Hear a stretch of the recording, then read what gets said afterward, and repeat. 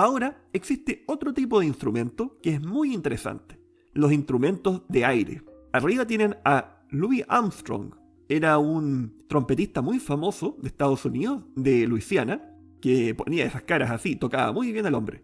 Estos instrumentos tienen algo bien particular. Fíjense bien, en el caso de arriba, Louis Armstrong es capaz de generar un sonido, que obviamente no se los puse para que no me resulte tan difícil la edición del video, y en la parte inferior esta niña tiene una flauta traversa, y esa flauta traversa también es capaz de generar un sonido, pero está soplando.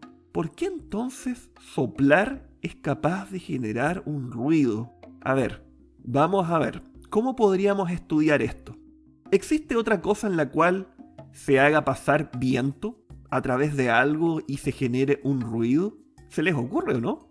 A mí sí, cuando uno habla.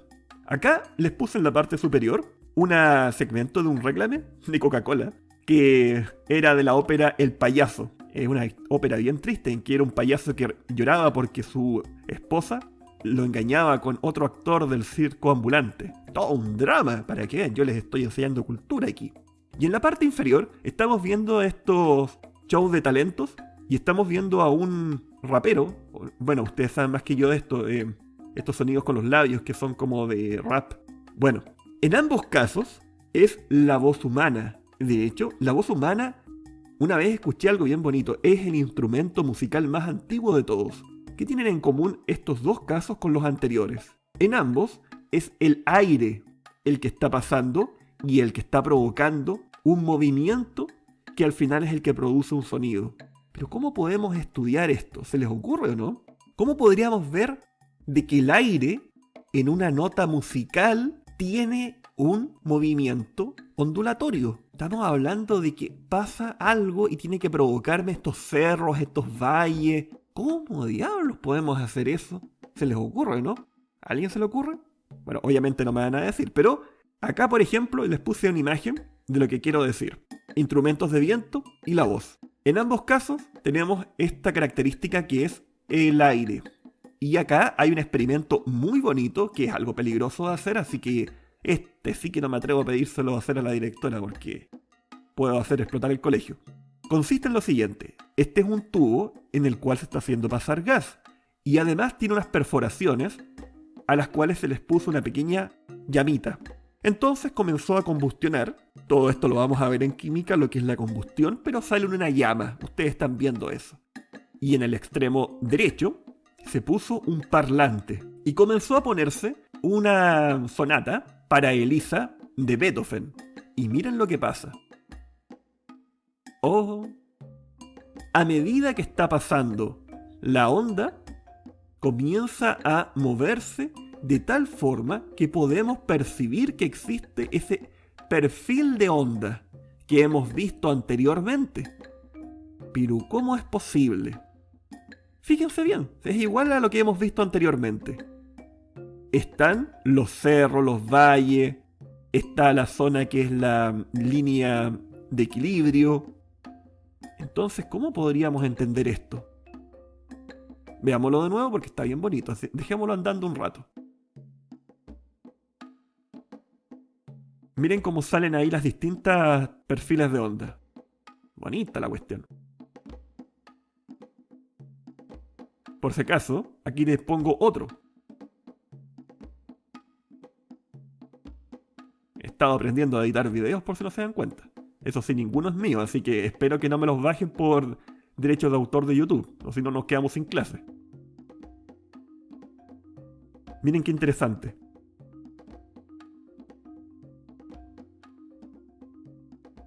Y clarita las ondas, uno no ve esto usualmente cuando habla, sino que simplemente habla y asume que el sonido llega de alguna forma, pero haciendo uso del ingenio humano, uno es capaz de manipular el entorno y hacer una observación mediante instrumentos.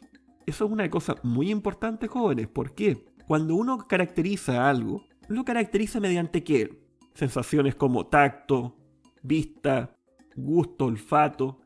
Pero el ingenio en ciencia consiste en que uno es capaz a veces, cuando no puede ver algo, diseñar algo para poder verlo. Y ahí hay un ingenio bastante interesante, que es una herramienta humana, que es la mente. Entonces, yo quiero mostrarles ahora cómo es que ocurre esto. Miren, en el caso del parlante de la canción para Elisa, veíamos que estaba en el lado derecho. Entonces quiero que ustedes piensen en lo siguiente. Las distintas partículas que están ahí al medio corresponden a las partículas del aire, que es un gas. ¿Qué es un gas? Un gas, podríamos decirlo como una sustancia que ocupa todo el recipiente que lo contiene. En otras palabras, si estamos en una habitación, el gas tiende a ir a todos los extremos.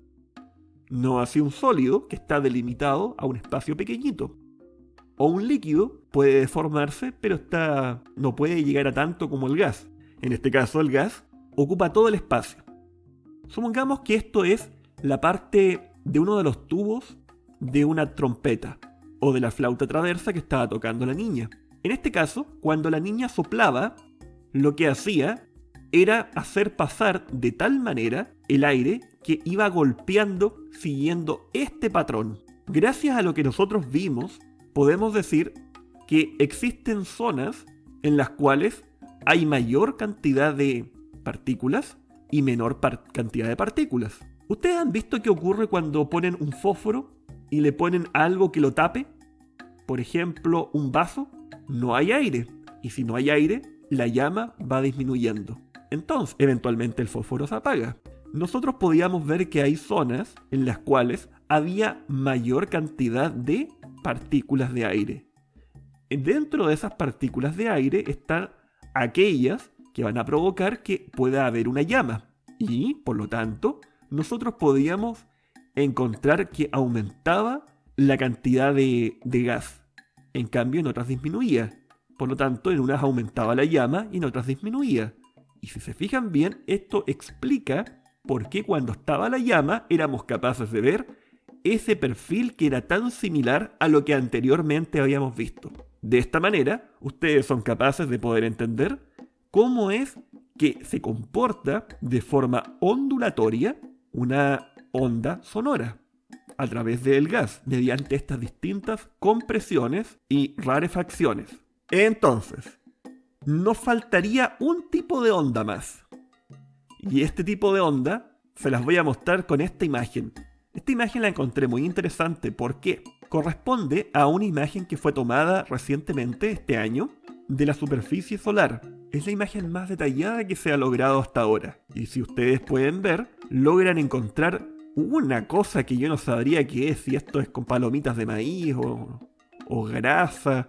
Pero esto es un zoom de la superficie del Sol, con sus llamaradas solares y con los distintos tipos de ondas del espectro electromagnético que atraviesan el espacio.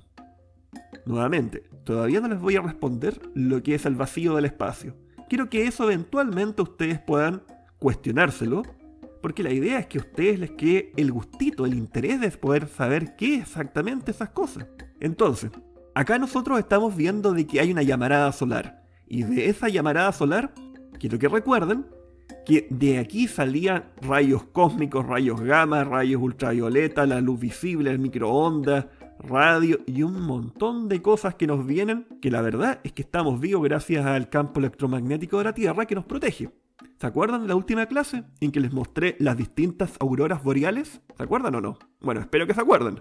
Si no, al menos ustedes pueden visibilizar de forma muy concreta el hecho de que el Sol nos trae onda mediante la luz visible. Es decir, un tipo de onda que tiene ciertas propiedades que vamos a ver en la siguiente clase, que es capaz de atravesar el espacio. Entonces, ¿qué es lo importante de esto? Miren, yo les hablé de que podíamos entender que la materia de alguna forma es caracterizada por sus distintas fuerzas.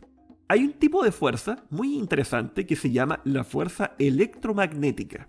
La fuerza electromagnética, que es la que hace que nosotros podamos tener control sobre nuestros instrumentos eléctricos o, por ejemplo, mandar ondas satelitales, tener internet inalámbrica, etc., es aquella gracias a la cual nosotros podemos entender cómo es que es posible que atraviese un medio en el cual no existen partículas. No existen partículas, pero yo no he dicho todavía si no existe materia. Ah, eso es distinto. o puede que exista muy poca. Vamos a llamarle a ese medio, solamente por ponerle un nombre, vacío. ¿Ya? Vamos a poner un nombre cualquiera. Entonces, ¿qué es lo que yo quiero que se lleven para la casa? Porque la parte del espectro electromagnético sin una parte experimental es un poco difícil de explicárselos por internet. Sin embargo, podríamos tratar de decir que pueden atravesar el vacío, que tienen un amplio rango, como pueden darse cuenta, de longitud de onda, y además hay una cosa que vimos la semana pasada, ¿se acuerdan? La velocidad es constante, 300.000 kilómetros por segundo. Como reflexión de lo que acabamos de ver, quiero que ustedes se lleven algo para la casa, que las propiedades de las ondas son aplicables a una gran diversidad de fenómenos ondulatorios. Es decir, vimos cosas que vienen de las llamaradas solares, vimos una nota musical en una guitarra, vimos cómo se transmite el sonido por el aire, etc. O sea, de alguna forma, esta serie de conocimientos que estamos tratando de comprender nos dan cuenta de algo muy importante, que es uno de los grandes conceptos que hay en ciencia. Existen patrones que se van preservando dentro de la gran diversidad de fenómenos que podemos encontrar. ¿Dónde está la parte del ingenio humano? Poder encontrar esos patrones.